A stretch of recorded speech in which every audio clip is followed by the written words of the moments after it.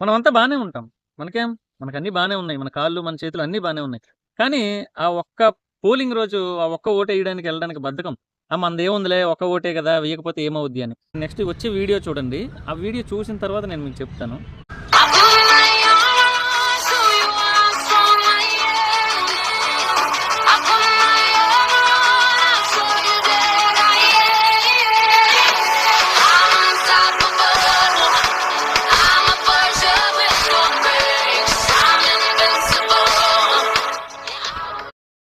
చూసారు కదా ఇప్పుడు.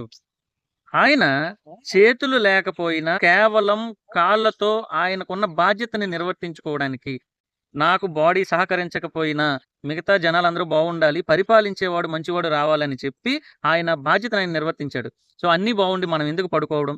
సో, మే 13న మనకున్న బాధ్యతని మనం నిర్వర్తించుదాం. ఓటు హక్కుని వినియోగించుకుందాం.